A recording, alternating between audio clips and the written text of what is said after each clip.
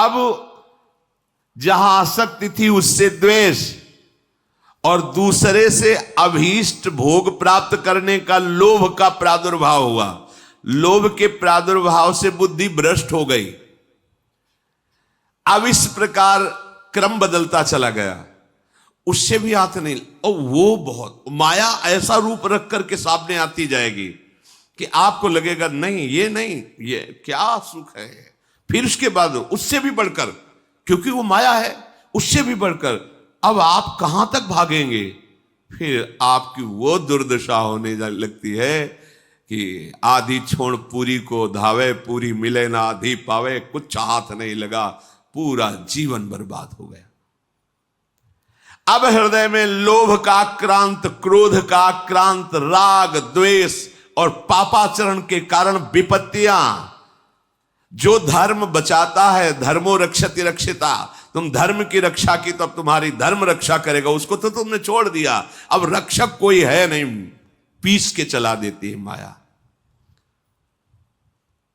चलती चक्की देख के दिया कबीरा रोए, दो पाटन के बीच में साबित बचा न कोई। तो चलती चक्की देख के दिया कमाल ठठाए, राह सहारे कील के तो बाल न बांका जाए। इस संपूर्ण सृष्टि संचालन की कील है श्री भगवान। राधा राधा कृष्ण कृष्ण कृष्ण, राह सहारे कील के तो बाल न बांका। वो सब संभाल लेंगे जो बिगड़ा हुआ है। एक बार तो आप कदम रखो अध्यात्म में। अब वो क्या करता है, सारा नाटक करने लगता है केवल अपनी वासनाओं की पूर्ति के लिए। चाहे वो धर्माचरण का नाटक हो, चाहे सेवा का नाटक हो, समाज कुछ भी, वो केवल नाटक करने लगता है अपनी वासना की पूर्ति के लिए। वो केवल नाटक करने लगता है धन के लिए। धर्म का बहाना, सेवा का बहाना, और धन प्राप्ति की चाह, वासना की पूर्ति की चाह, यही पाप चाह है और यही उसकी दुर्गति कर देती है। इसलिए अपने मित्र बनो।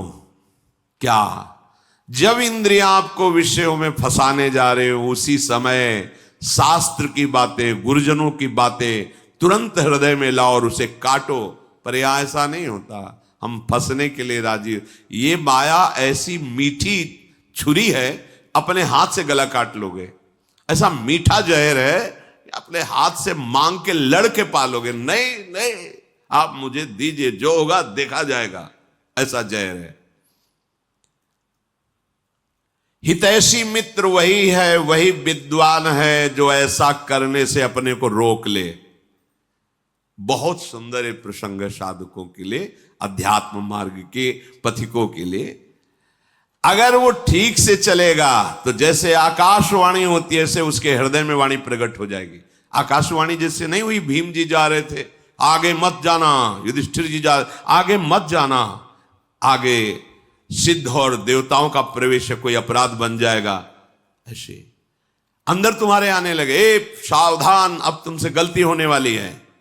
और वो ऐसी वाणी होगी जो स्पष्ट सुनाई देगी, और आप अगर स्वीकार करेंगे तो आगे बढ़ जाएंगे। किसी से पूछने का, प्रश्न का उत्तर ही नहीं, अंदर ही सब आ जाएगा। ये बहुत महिमा की बात है। जैसे आकाशवाणी होती है, ऐसे तुम्हारे अंदर वाणी जागृत हो जाए, ए सावधान। बोले यार, कोई तो हृदय में रोक रहा था पर मैंने सुना नहीं, हाय सुन लेता तो आज ऐसी दुर्दशा को न प्राप्त होता। यदि आप ठीक से चलोगे तो बाहर प्रश्न करने की जरूरत नहीं, अंदर ही आपको उपदेश प्राप्त होना प्रारंभ। यह अध्यात्म मार्ग है, ये बहिर्मुख मार्ग नहीं, ये अंतर्मुख मार्ग है।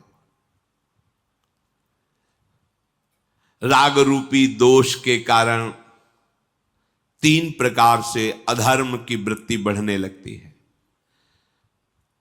पहला है मन से पाप का चिंतन, कलयुग में नहीं लगता है, पर मन से पाप का चिंतन होते ही संकल्प बन जाता है और क्रियाओं में उतार देता है। इतनी सामर्थ्य कलयुगी पुरुष की नहीं कि मन से किए हुए चिंतन को रोक सके, संकल्प ना बनने दे, क्रिया ना होने दे। तो मन से चिंतन का पाप नहीं लगता, पर वो जब उसका चिंतन हुआ, संकल्प बना, तो क्रिया तुम रोक ही नहीं सकते। पहला है मन का चिंतन, दूसरा है वाणी का पाप, तीसरा है क्रिया का पाप। अगर इन तीनों से अच्छी तरह से अपने को बचा लिया जाए तो कभी हृदय में क्लेश बाहर से पहुंच ही नहीं सकता। बाहर क्लेश में परिस्थिति है, पर आप आनंदित हैं। अगर आपका हृदय क्लेशित है तो इन तीन में से कहीं एक भी होगा, तभी वो प्रवेश किया। या तो वाणी के द्वारा पाप हो रहा है, या आपके शरीर के आचरण के द्वारा पाप हो रहा है, या आपके मन के संकल्प पाप में बन रहे हैं। प्रवेश का अवसर मिल जाएगा, नहीं क्लेश हो ही नहीं सकता। जिस हृदय में नाम चल रहा है, निष्पाप है, उसका हृदय जल कैसे सकता है, क्लेशित कैसे हो सकता है? वहां तो आग लगती है भगवत मिलन की, विषय की चाह कहां। जो ऐसे नीच स्वभाव वाले पाप परायण मनुष्यों से मित्रता स्थापित कर लेता है, समझ रहे, मन से पाप का चिंतन, शरीर से पाप की क्रियाएं, वाणी से पाप की बातें बोलना, ऐसे लोगों को जो मित्र बना लेता है उसको उसी लोक की प्राप्ति होती, वही दुर्गति होती जो उसकी होती है। मित्र भी बहुत होश से बनाना चाहिए। जाके प्रिय न राम बैदेही तजिए ताहि कोटि बैरी सम यद्यपि परम स्नेही। मुझे पापाचरण में लगा रहे हो, अपनी मित्रता की दुहाई देकर, ऐसा मित्र हो ही नहीं सकता। मित्र तो वो होता है जो कुपथ निवार सुपंथ चलावा, गंदे मार्ग से हटा के अच्छे मार्ग में चलाए, उसे मित्र कहते। वो तो शत्रु है, अपने को मित्र घोषित करके हमारा पतन कराना चाहता है। जो मनुष्य पापात्मा होता है उसे धर्म की प्राप्ति नहीं होती, अर्थात उसे सुख की प्राप्ति नहीं होती, अर्थात उसे बार बार विपत्तियां, दुख और पराजय ही मिलती है। बार बार प्रश्न होता है कि प्रयास करने पर मैं सफल क्यों नहीं हो पाता? क्योंकि कोई टांग खींच रहा है तुम्हारी, ऊपर चढ़ने नहीं दे रहा। कौन है वो? तुम्हारा किया हुआ पाप कर्म तुम्हें आगे नहीं बढ़ने दे रहा। ये तो आप अच्छे से समझ लो, खूब हृदय के अनुभव की बात करते हैं। जहां गलती होगी तो तुम शरणागत हो, तुम्हें आगे जन्म में नहीं भुगतना है, अभी भुगतना है। क्योंकि कैसे भी हो तो श्री जी के ना, आप देख लेना, अगर गलती करोगे तो इसी, अब आगे के लिए तो नहीं, क्योंकि बहुत कृपा है, वो तो विश्वास करो। शरणागत हो, जैसे भी हो, मेरी महारानी जो नेक हो न रिस्कऊं भूली हूं न हो सकी, स्वभाव है। पर मेरे प्रीतम का जो विधान है, तुरंत भोगना होगा, तुरंत। ये जो पापाचारियों को तुरंत भोगना नहीं होता ना, क्योंकि इनको बहुत भोगना है। शरणागत को तुरंत उसका दंड मिलेगा, 2 4 6 दिन में, 10 दिन में देख लेना। अगर थोड़ी भी गलती हुई है तो आपको झुकना पड़ेगा, आपको जलना पड़ेगा, आपको रोना पड़ेगा, आपको कष्ट भोगना पड़ेगा तुरंत, क्योंकि वो ब्याज सहित आगे नहीं मिलना है। तुम शरणागत हो, तुरंत हिसाब होगा। पर जो पापाचारी जन होते हैं, वो जब पापाचरण करते हैं तो उनको तुरंत पुण्य लगा दिया जाता है उनके साथ। अब उनको लगता है कि मेरे पाप का कोई परिणाम तो मिल नहीं रहा, बड़ी मस्ती है, पर वो जान नहीं रहे कि जिससे मस्ती आ रही वो तो खत्म हो रहा है। अब जो हमने नई फसल बोई, पुराना जो पाप है जब मिलेगा तो मस्ती की क्या बात, श्वास लेने लायक नहीं रह जाओगे। बहुत सावधान। उपासक को चाहिए कि जिन सुखों को तुम भोगों में ढूंढ रहे हो वो वहां नहीं है, वो तुम्हारे अंदर है। सुख राशि तुम्हारा स्वरूप है, आनंद सिंधु भगवान तुम्हारे हृदय में बैठे, तभी विश्राम मिलेगा। मान लो, अगर ये बात तुम्हारी अभी समझ में नहीं आ रही तो मान के चलोगे तो समझ में आ जाएगी। सबके भीतर महासुख है, बाहर नहीं है। हम सब बाहर ढूंढ रहे हैं, आज तक कोई सुखी नहीं हुआ। लौटो, अंदर लौटो। सर्वात्मना न विसृजेत बहिरिंद्रियाणि एकश्चरण चित्त मनंत ही से, अपने चित्त को अनंत महिमा वाले प्रभु के नाम में लगा दो, उनकी लीला कथा में, उनकी सेवा में सत्कार्य करते, अभी आनंद आ जाएगा। अभी आनंद की पहचान ही आप नहीं जानते। तुम्हारी बुद्धि पवित्र हो जाएगी, तुम सूक्ष्म हो जाओगे, तुम्हारे सामने तत्व होगा, ये सृष्टि नहीं होगी। तभी तुम महात्मा कहे जाओगे। महात्मा उसी के आगे लगता है सर्व रूपों में अपने प्रभु का साक्षात्कार कर लेता है। वासुदेवा स्वरमिति समहात्मा सुदुर्लभा, वो दुर्लभ महात्मा है जो सब जगह अपने प्रभु का दर्शन करता है। चित्तस्य ही प्रसादेन हंति कर्म शुभाशुभम प्रसन्नात्मात्मनि स्थित्वा सुख मानन मश्नुते। जब तुम्हारा चित्त प्रसन्न हो जाएगा, यह सबसे बड़ी उपलब्धि हुई। चित्तस्य ही प्रसादेन, आनंद से लबालब हो रहा है चित्त। क्यों? क्योंकि आनंद का चिंतन हो रहा है। आनंद कौन है? प्रभु। मुरारी पादार्पित चित्त वृत्ति, एक एक वृत्ति से प्रभु का चिंतन कर रहा है, सब सेवाएं कार्य करते हुए। प्रसादेन, एकदम आनंद, प्रसन्नता। अगर चित्त ही प्रसन्न नहीं है तो समस्त शुभ कर्मों का फल जो सुख आया है लौकिक, वो जलाता रहेगा, तुम्हें सुख नहीं भोगने को मिलेगा। बहुत समझिए, चित्त प्रसन्न है तो आपके पास कुछ ना होते हुए भी आप बादशाह हैं, और चित्त जल रहा है तो सब कुछ होते हुए भी आप अभागी हैं। क्योंकि जो सुख चाहिए वो तो है नहीं, सब है, पर चित्त प्रसन्न नहीं है। चित्त कभी भोगों के संग्रह से या भोगने से प्रसन्न नहीं होता, हर्षित होता है, और हर्षित का परिणाम शोकित होता है।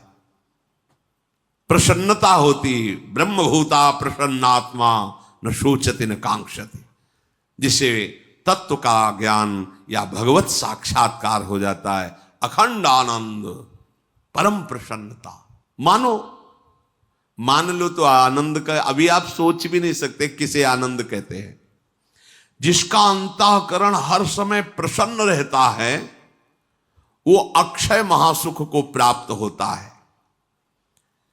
जैसे किसी को अच्छा अच्छा भोजन पवा दिया जाए खूब यहां तक, इसके बाद उसको खूब भोजन रखा जाए,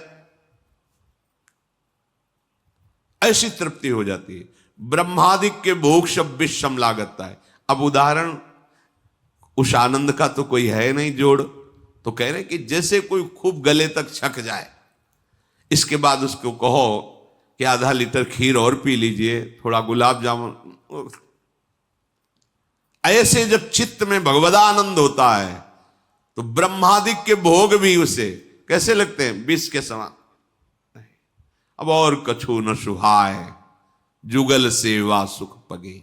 कुछ नहीं, अब कुछ नहीं, अब कछु नाथ न चाहिए। प्रभु अब कुछ नहीं चाहिए, बस अब कृत्य कृत्य भयो। ये कब होगा? यही सुख है अब पाए। वो क्या? चित्त का प्रभु के चिंतन में लगे रहना। कैसी होती है ऐसे चिंतन करने वाले की हृदय स्थिति? बोले जैसे वायु रहित स्थान में दीपक जलाया जाए तो एक तार लो, ऐसी होती है प्रसन्नात्मा का भगवत चिंतन। स्वाभाविक हर समय चल रहा है। ये न सोचे कि भावदेह की प्राप्ति हो जाएगी तो सब क्रियाएं बंद हो जाएंगी, फिर हमारा गृहस्थी का कार्य कैसे होगा? ऐसा नहीं है। आप देखो, हित सजनी के अवतार हैं महाप्रभु हरिवंश चंद्र जो अवतार है ना। गृहस्थी में जब तो 3 पुत्र 1 कन्या, पूरा सब भागवती को उपदेश, भागवती व्यवहार। वहीं बंचंद महाप्रभु, कृष्णचंद महाप्रभु, गोपी नाथ महाप्रभु, ये तो महाप्रभु के पुत्र। साहब देवी एक बालिका भी थी, और हित सजनी के अवतार है, तो उनको भाव प्राप्त करना है क्या? अच्छा, यहां जब वृंदावन नित्य सेवा श्री जी की प्रातः से शयन तक सेवा में कोई त्रुटि नहीं। आए हुए जनों को अब उपदेश भक्ति को कहो, जैसी विधि जाके चित रहो, लहो जो मनवांछित सफल। जैसी जैसी भक्ति सबके हृदय में सब हो रहा है ना। और है कौन? वहां भाव थोड़ी प्राप्त करो, वो तो आए ही है भाव दान करने। तो ऐसा नहीं कि इस भाव को प्राप्त हुआ वो बोल नहीं पाएगा, वो चल नहीं पाएगा, वो क्रियाएं नहीं, ऐसा नहीं। ये अलौकिक सामर्थ्य होती है।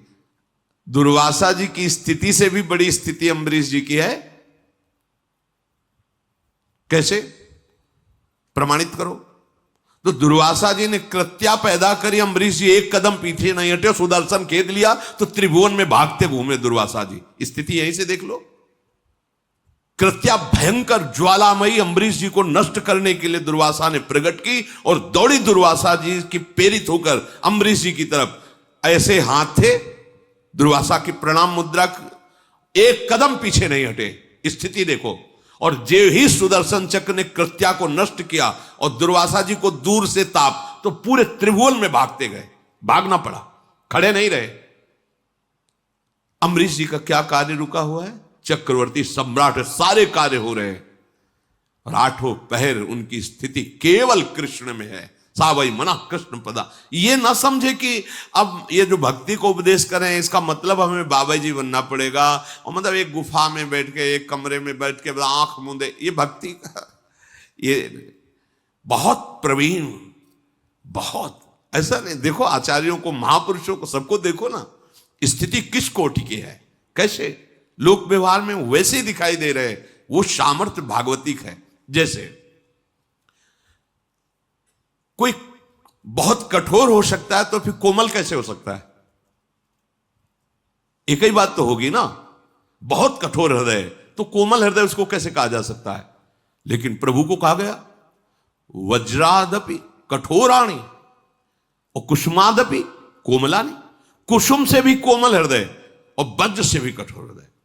प्रभु को कहा गया अणुअणियान महतो महियान। वो छोटे से सबसे छोटा है और बड़े में सबसे बड़ा महान है।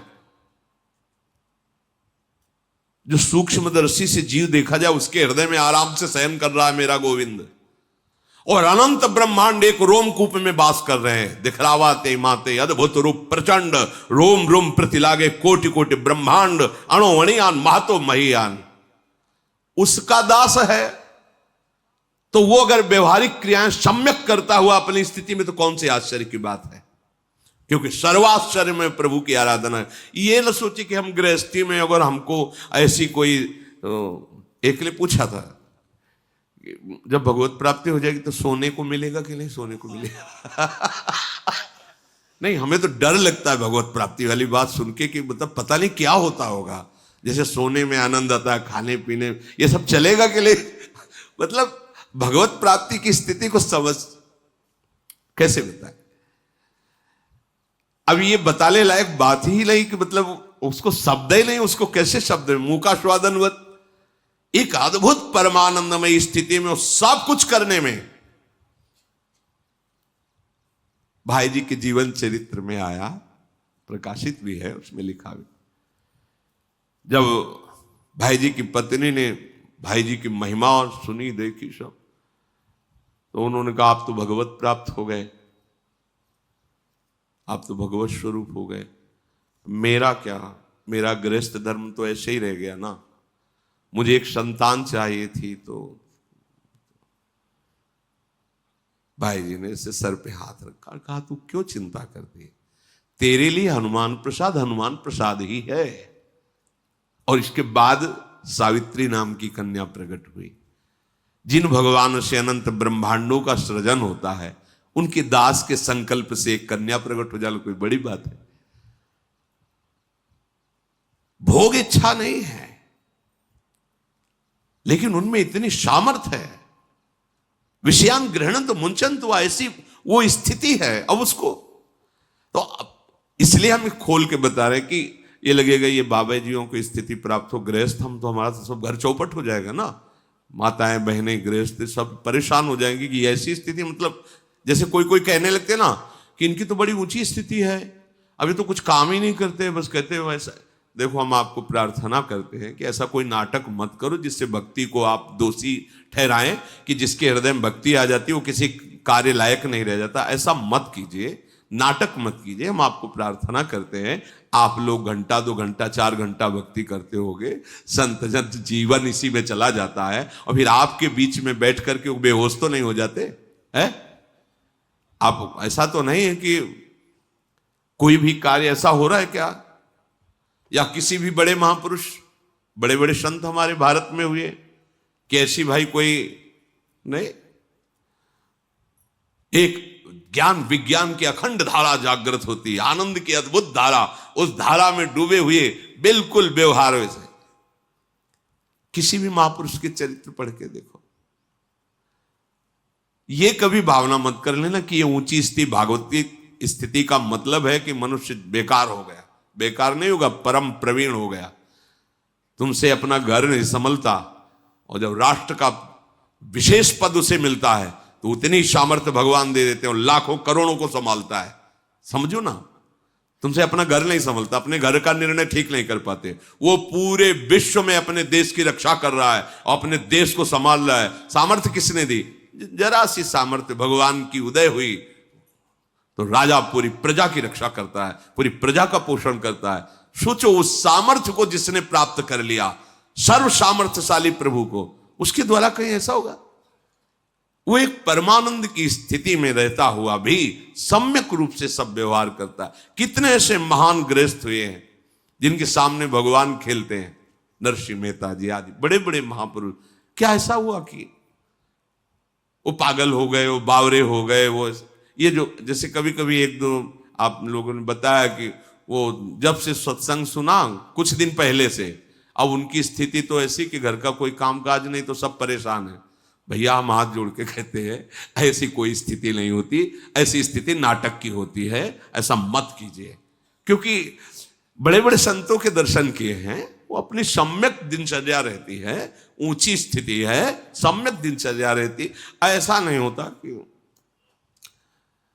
घर वाले परेशान हैं कि पता नहीं कौन सा मतलब जादू चढ़ गया, ऐसा नहीं होता। या फिर एक दो जैसे कभी वो झटके, और ये झटके मटके कुछ नहीं होते हैं, ये भगवत आनंद है। ये मतलब है ना, वो मूर्छित हो, राधा मूर्छित हो गए ऐसे। अब वो पानी डाल रहे हैं, कोई चरण रज लगा रहा है, कोई चरण छू रहा है, ऐसा नहीं होता है। हाँ, ऐसा होता है। वो एक अलौकिक स्थिति है। सच्चे मार्ग से चलो, स्थिति प्राप्त हो जाएगी। वो ऐसा मत करो जिससे तुम्हारा जो सौभाग्य उदय हुआ है वो नाटक में फंसकर नष्ट हो जाए। सही मार्ग का अवलंबन लो। जो अपने साधन भजन पवित्र आचरण का क्रोध दिलाने वालों से प्रेरित होकर क्रोध करके उनका अपमान करता है, अपने क्रोध को प्रकट कर देता है, तो ये प्रमाद उसकी भजन वृत्ति को रोक देता है। बहुत ध्यान से, इसीलिए पूज्यपाद उड़िया बाबा ने कहा कि भजनानंदी महात्मा को क्रोध से बचना चाहिए। 1 महीने के किए हुए भजन को एक बार का क्रोध प्रभाव रोक देगा।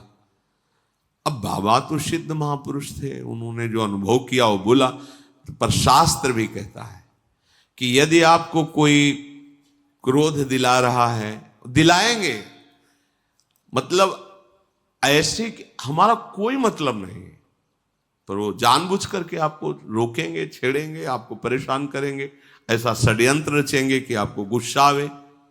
जैसे एक अभी पीछे सुनाया था ना, शिष्य ने कहा गुरुमंत्र ले, तो तुम्हें क्रोध दिखाई देता है तो गुरुजी ने प्रेरणा की, झाड़ू मार देना, आपकी टोकरी डाल देना, ऊपर पूरी डाल देना। तो हमारे गुरु भगवान है, वही प्रेरित करते हैं, जाओ पीछे से बोल, बड़ा पाखंडी नीच है, देख ड्रामाबाज जा रहा है। वैसे दृष्टि जाएगी, ड्रामेबाज कहा है, पाखंडी कहा है, अच्छा तो फिर हम तुम्हें दिखाएंगे कि हमारा अब आ गया। बिल्कुल नहीं, चुप, प्रणाम, और रोना चाहिए, प्रभु देखो ये ठीक कह रहे हैं, मैं हूं ना, पर जैसा हूं आपको नाथ मुझे स्वीकार कर लो। प्रभु देखो अब तो गवाही मिल गया ना, पहले तो हम ही एकांत में कहते थे मैं नीच हूं, मैं पाखंडी हूं, अब तो गवाही मिल गया। जब गवाही मिल जाए तो पक्का हो जाता है ना, तो प्रभु पतित पावन हो, दयामय हो, आप हम पे ये भाव आने चाहिए।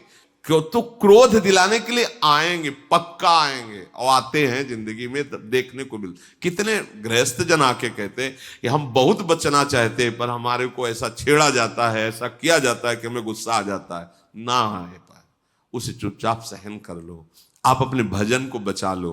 ये पवित्र मार्ग है, अध्यात्म मार्ग है। बार बार गुस्सा करते रहोगे तो अनुभव ही नहीं आएगा। स्मृति नष्ट करता है गुस्सा। कामा संजायते क्रोधा, क्रोधा स्मृति विभ्रमा, और स्मृति हमारा धन है। भगवत स्मृति क्रोध चुरा लेगा, बहुत सावधान। उपासक को चाहिए कि पूर्व रात्रे परे चैव युंजाना सततम मनः लघ्वाहारो विशुद्धात्मा पश्चन्नात्मान आत्मनि। यदि तुम्हें इसी जन्म में भगवत प्राप्ति करनी है तो लघ्वाहारो लिखा है, थोड़ा भोजन पर सुधार कीजिए, हल्का भोजन कीजिए, मतलब जितना आपके, अब जितने में आप कितना उतना नहीं है, मतलब प्राण पोषण हो जाए, आपकी दिनचर्या चल जाए। क्योंकि आप जैसे भगवत मार्ग के पथिक हैं तो अधिक भोजन पाएंगे, देखा है ये भी अनुभव की, अधिक भोजन से भजन में अरुचि होती है। स्वादिष्ट अधिक भोजन पा लेने से वो सतोगुणी भोजन भी तमोगुण हो जाता है, उसमें प्रमाद स्थिति आ जाती है। इसलिए कह रहे हैं, आदेश करें लघ्वाहारो,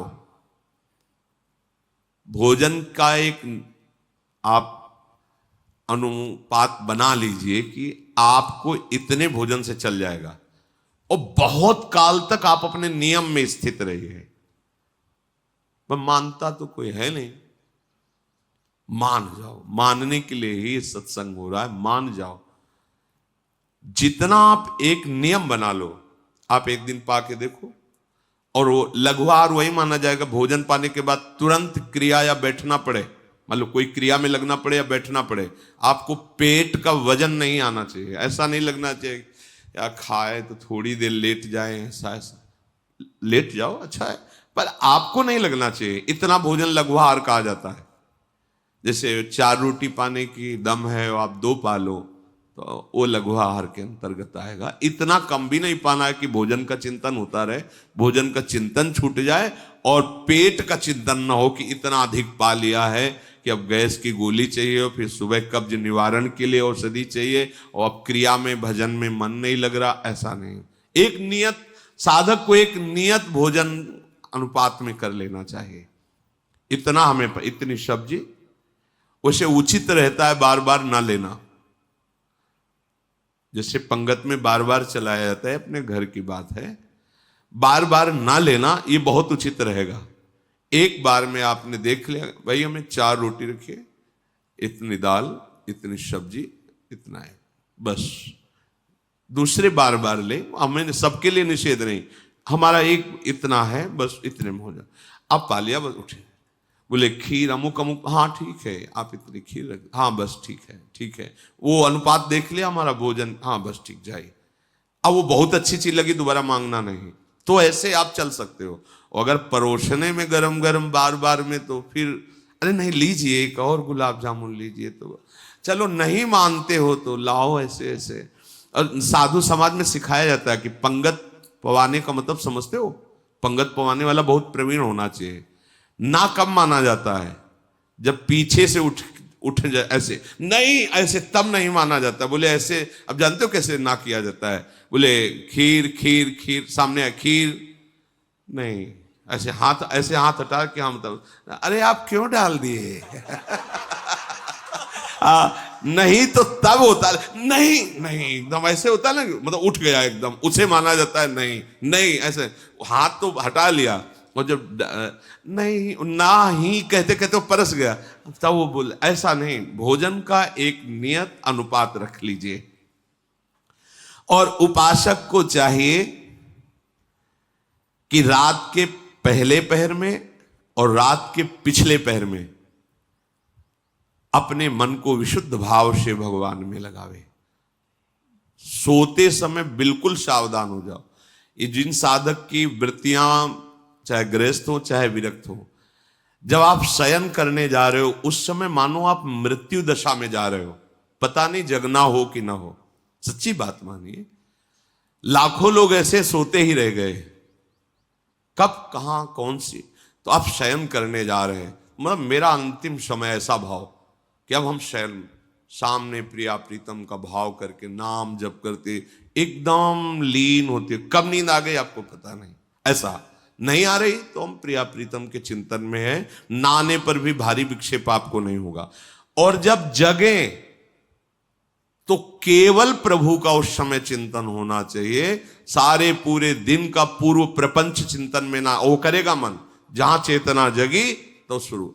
उपासक की चेतना लुप्त होती है प्रभु में और जागृत होती है प्रभु में। संदेश जो यहां है कि रात्रि के प्रथम पहर में और रात्रि के अंतिम पहर में, अर्थात सोते समय भगवदानंद में डूबकर सो, भगवत चिंतन, और जगते समय भगवत चिंतन, तो पूरी रात्रि का समय आपका भजन हो जाएगा। ऐसा होता है? ऐसा करते हो? देख लीजिए, आप ऐसा कीजिए। खास समय सोने का जब है, पूरे दिन की दिनचर्या का परिणाम समझो, समय नाम जप करते, और बीच बीच में देखा कि कोई गलती तो हमसे आज की दिनचर्या, अगर गलती हुई तो प्रभु से क्षमा मांगिए, आगे ना हो ऐसा निश्चय कीजिए और नाम जप। और जब जगे तो कुछ क्षण अपनी शैया पे ही तत्काल बैठ जाइए, पहले नाम जप कीजिए, सब चिंतन को हटाइए, नाम जप कीजिए, फिर आप अपनी दिनचर्या में लगिए। लघुआहार रात्रि के प्रथम पहर और अंतिम पहर में भगवत चिंतन, उसे अपने लोगों को तो करना नहीं पड़ता चिंतन, आंख खुलते ही दिनचर्या में बड़ी प्रवीणता से लगना होता है, क्योंकि 4 सवा 4 बजे से सत्संग शुरू है, तो यहाँ घंटा आध घंटा पहले तो आना ही होता होगा। तो अब उसके लिए तो पहले से, अब जब 4 बजे यहाँ बैठे हो तुम, तो मतलब है कि 2-2:30 बजे से तो दिनचर्या चालू करनी ही पड़ेगी। तो उस समय से एकदम जल्दी जाऊं, जल्दी वो चिंतन वहीं लगे, राधा के कुंज, वो वहाँ कीर्तन भजन, यहाँ आए तो नाम कीर्तन, वैसे बहुत बढ़िया सौभाग्य, ज़्यादा लड़ाई वाला साधन यहाँ नहीं है, ज़्यादा लड़ना नहीं पड़ेगा मन से, वो ऐसी दिनचर्या को खुद भागेगा कि मुझे जल्दी करना है, जल्दी पहुंचना है, वहां बैठ के सुनना है, आदि आदि। प्रज्वलित तेज उसके हृदय में प्रकाशित हो जाता है, उसी तेज में सारे गलत विचार भस्म हो जाते हैं। ये लड़ाई नहीं लड़नी पड़ती, थोड़ा तो सही ढंग से चलो। अब जितना भी बताओ सुन लोगे, पर मन के अनुसार चलना अच्छा लगता है, शास्त्र के अनुसार चलना अच्छा नहीं। आज्ञा पालन कर लो, सच्ची बात कहते हैं, आज्ञा पालन कर लो। हमारा हंसना, हमारा खेलना, हमारा तुम्हारा दुलार करना, तुम्हारा डांटना, केवल एक ही बात, तुम्हारे मन को मैं पकड़ पाऊं। मन को पकड़ लिया ना, वो ऐसे पकड़ में नहीं होता, ये ऐसा भूत है, अभी यहां कल वहां वहां वहां, ऐसे इसका स्थान ही समझ में नहीं आता है, और वो तुम्हारे सहयोग से समझ में आएगा। तो जैसे ज्यादा इससे बैर भी नहीं किया जा सकता, क्योंकि हमें इसी से भगवत प्राप्ति करनी, बात ये भी समझो, इसी से हमें भगवत प्राप्ति करनी। सावई मना कृष्ण पदारविंदो, इसको थोड़ा दोस्ती भी देनी है और थोड़ा टाइट भी रखना है। ना तो बराबर इसे टाइट रख सकते हो, ना तो बराबर इससे दोस्ती कर सकते हो, दोनों बात होनी चाहिए। जब ये हठ पे हो तो घुमा के ऐसा ही करना है, अब तो आज रसगुल्ला पाना ही है, अब उठान लिया, अब तो माला में जा राधा लाभ ध्यान करोगे तो रसगुल्ला आएगा। ये बहुत चतुर है, बहुत चतुर। अब बार बार हृदय में जलन होगी ऐसा, तो हमें लगता है कि अगर पैसा हो तो ले आओ रसगुल्ला, श्री जी को भोग लगाओ, इसे पवा दो। देखो भाई तुमने कहा था रसगुल्ला, अब हमारी बात मानो, 11 माला बैठ के करो, राधा राधा राधा राधा राधा। अब अगर चंचलचा की तो ठीक नहीं है, तुम्हारी बात हमने, उचित धर्म की बात हो। ये पूज्य मथुरा दास जी महाराज के श्रीमुख से सुना, बड़े सिद्ध संत थे, तो उन्होंने कहा कभी कभी, लेकिन अधर्मयुक्त नहीं, क्या धर्मयुक्त कहा तो हम कर नहीं, फिर उसमें डांट लगानी है। जहां धर्मयुक्त है वहां, जैसे कभी मन आज ऐसा, तो ठीक है चलो, वो करते श्री जी को भोग लगाया, जय जयकार की, पाया, अब लगो तुम्हारी बात हमने एक मान ली, अब हमारी एक बात मानो, इतना भजन करो, इतना ऐसा पुराने संतों ने भी किया। जैसे कोई मांग की तो लाए और टांग दिया ऐसे, और कहा बिल्कुल 2 घंटे बाद हम आपको पवाएंगे, 2 घंटे हमारा साथ दो, जल्दी से इतना नाम जप कर लो, इतना मंत्र जप कर लो, देखो टंगाए हम पवा देंगे, उधर देखना नहीं, चुपचाप नाम जप करो। ऐसे मन को फुसला के, डांट के, तब प्रभु में अर्पित। बराबर आप इसे डांट भी नहीं सकते और बराबर इसे फुसला भी नहीं सकते, इतना विवेक होना चाहिए कि कहां फुसलाना है। जैसे घोड़े को अधीन किया जाता है ना, कभी हाथ फिराया जाता है, कभी चाबुक मारी जाती है, वो ऐसा प्रवीण हो जाता है कि चालक की एड़ के इशारे को समझकर उधर चल देता है। ऐसे ही हमको मन को अपने अधीन करना है, संपूर्ण उपायों से। देखो महात्मा जन वही, संपूर्ण उपायों से हमको मन की लोभ और क्रोध की वृत्तियों को दबाना है। अगर आप दबा ले गए तो इससे बड़ा कोई तप नहीं है, और यही तप भवसागर से उतारने का सेतु का काम करता है। भव समुद्र से क्या अपने मन की लोभ क्रोध आदि वृत्तियों को दबाना, उनको दबाना सीखो। आप दब जाते हैं उनसे, आप इनको दबाना सीखो। थोड़ा सा आप अपने स्वरूप में आइए, आप अपार सामर्थ्य रखते हैं। सच्ची बात, नारायण को अधीन कर सकते हैं। ये तो सब छोटी मोटी बात। नारायण को होए अधीन संग ही संग डोले, भक्तन पाछे यो फिरे जो बछड़ा संग गाय। समझो, आप में इतनी सामर्थ्य है कि आप अपने प्रेम बंधन की डोरी में प्रभु को बांध सकते हैं। पर आप अपने सामर्थ्य को भूलकर इंद्रिय और विषय में इतना लीन हो गए कि आप रोने लगते हैं, निराश हो जाते हैं। अब हम जी नहीं सकते, अब हमें भोग चाहिए, हमें बहुत कमजोर हो गए। ये सत्संग आपको इसीलिए श्री जी सुनवा रहे, आप बलवान बनिए, आप भगवत